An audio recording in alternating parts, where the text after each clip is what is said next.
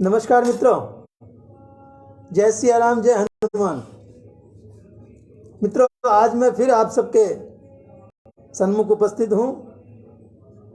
आज की चर्चा का जो विषय है वो है कि हम जो दान करते हैं या किसी को कोई वस्तु देते हैं, प्रदान करते हैं, हमें वो वस्तु 2 गुना या 4 गुना होकर के पुनः प्राप्त होती है।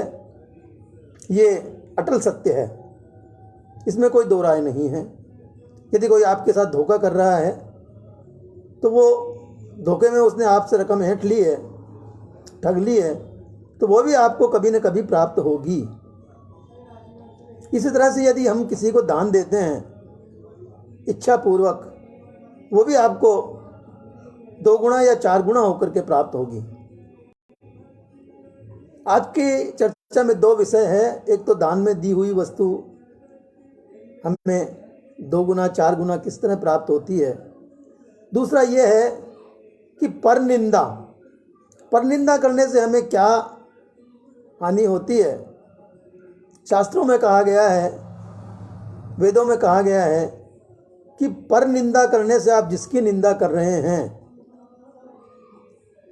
उसके पापों का भाग आपको प्राप्त होता है। आप उसके पापों के भागीदार बनते हैं और उनके पापों को आपको भुगतना पड़ता है। इस विषय में आपको एक किस्सा सुनाता हूँ कि एक राजा था, बहुत परोपकारी राजा था, मृदुल स्वभाव का था, दानी था। उसकी प्रशंसा आसपास के कई राज्यों में हुआ करती थी। लेकिन कभी कभी कहते हैं कि मनुष्य पर जब क्रोध हावी हो जाता है तो शैतानियत भी आ जाती है। तो एक रोज वो राजा प्रातःकाल सवेरे ही अपने घुड़साल में गया, अश्वशाला में गया और वहाँ अश्वों को संभाल रहा था, देख रहा था कि इतने में वहाँ घुड़साला में ही जो है एक साधु आए। उन्होंने अपना भिक्षा पात्र राजा के आगे फैलाकर कहा कि ये राजा मुझे भिक्षा दीजिए। राजा को बड़ा क्रोध आया कि कैसा साधु है ये जो अश्वशाला में ही मुझसे दान लेने के लिए आ गया है, या मेरे पास कौन सा दान है। और राजा को इतना क्रोध आया, किसने उस संत को बहुत भला बुरा कहा और वहाँ घुड़शाला में से ही, अश्वशाला में से ही एक मुट्ठी घोड़े की लीद उठा करके और उस राजा ने उस संत के कमंडल में, भिक्षा पात्र में डाल दी। संत को क्रोध नहीं आया, उसने उस भिक्षा को लेकर के वहां से वो चला गया। काफी अरसा बीत गया, बात आई गई हो गई, राजा अपने राजकाज में व्यस्त हो गए। एक रोज की बात है मित्रों कि वो राजा वन विहार के लिए वन में गए। संयोगवश ग्रीष्म ऋतु थी, मध्याह्न का समय हो गया और संयोगवश राजा जो है अपने अमात्यों के साथ में था, उनसे वो बिछुड़ गया और बहुत आगे निकल गया। जहाँ उसे तृष्णा ने घेर लिया, प्यास ने घेर लिया, उसे बड़ी प्यास लगी, तो वो इधर उधर जल की तलाश में राजा भटकने लगा।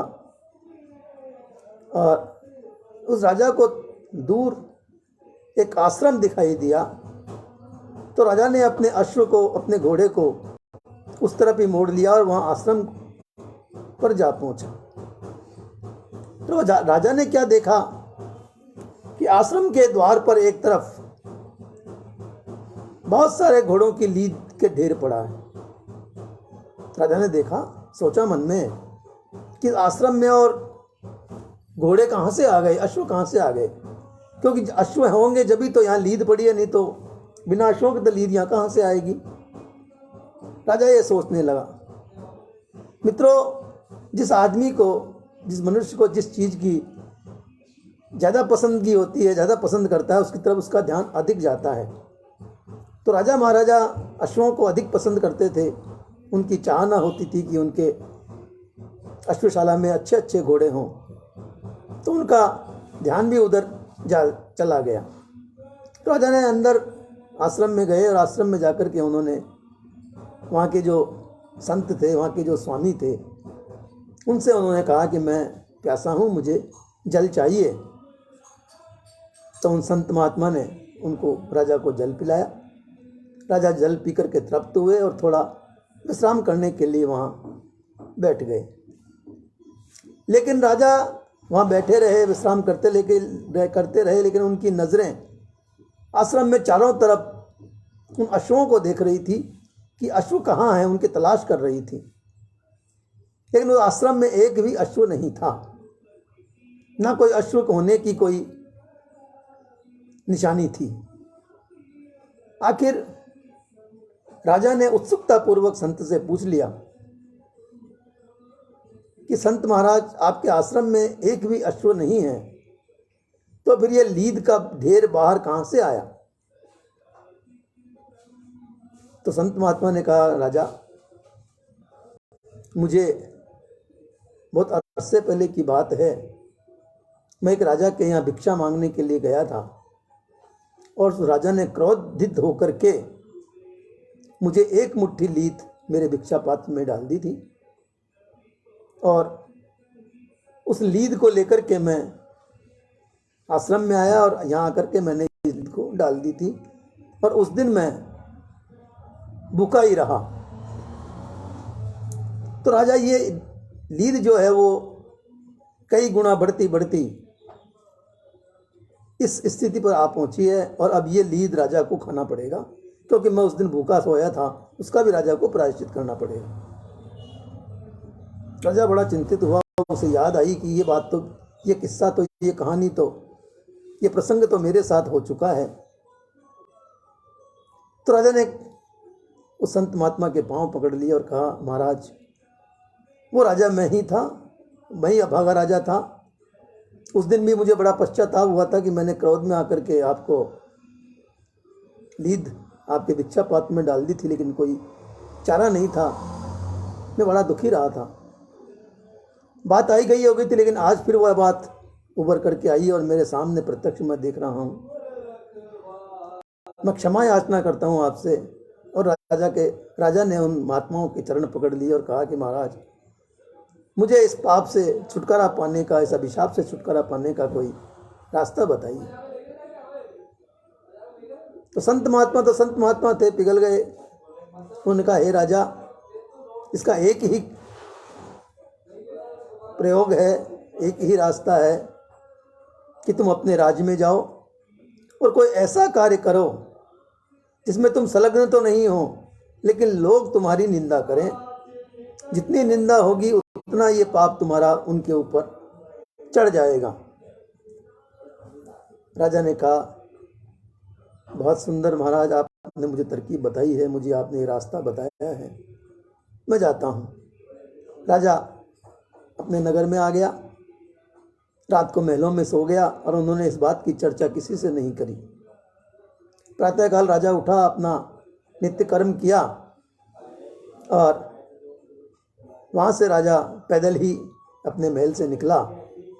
एक शराब की बोतल हाथ में ली और अब नगर के मुख्य चौराहे पर आकर के राजा बैठ गया और इस तरह का अभिनय करने लगा जैसे शराबी अभिनय करते हैं।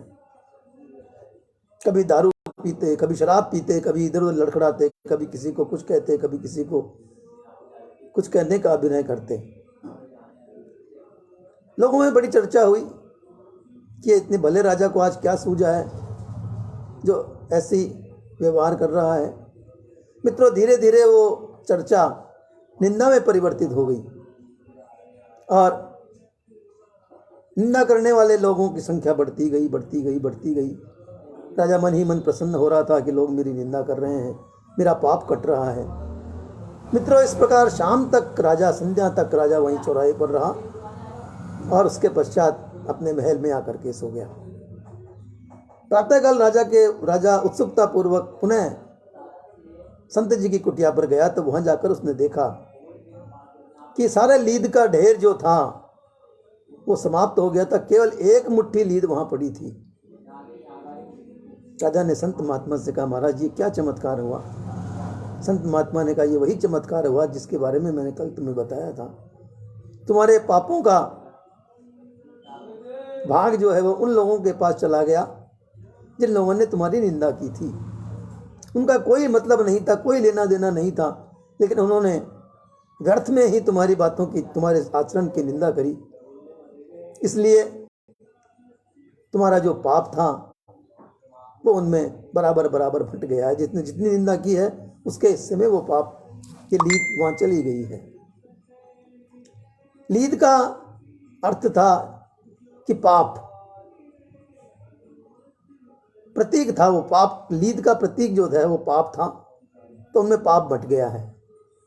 तो राजा ने कहा, महाराज ये एक मुट्ठी लीद तो यहाँ पड़ी हुई है, इसका क्या होगा? कि राजा ये पाप तो तुम्हें उठाना ही पड़ेगा, ये तो तुम्हें भुगतना ही पड़ेगा, क्योंकि उस दिन मैं भूखा ही रहा था और तुमने मुझे कटु वचन कहे थे।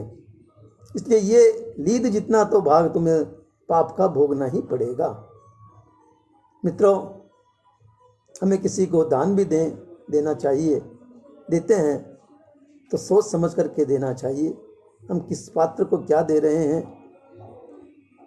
ये जो हम दूसरे को दे रहे हैं, क्या वो हम स्वयं भी प्राप्त कर सकते हैं, स्वयं भी ले सकते हैं क्या?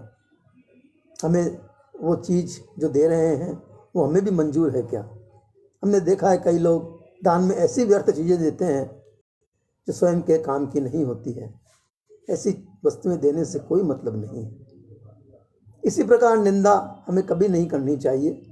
निंदा करने से उस आदमी का पाप, जैसे राजा का पाप लोगों पर चढ़ा था, उस तरह से हमारे ऊपर भी चढ़ता है और हम व्यर्थ में ही पाप के भागी बन जाते हैं। इसलिए कभी भी किसी की व्यर्थ में निंदा नहीं करनी चाहिए। व्यर्थ में क्या, निंदा करनी ही नहीं चाहिए।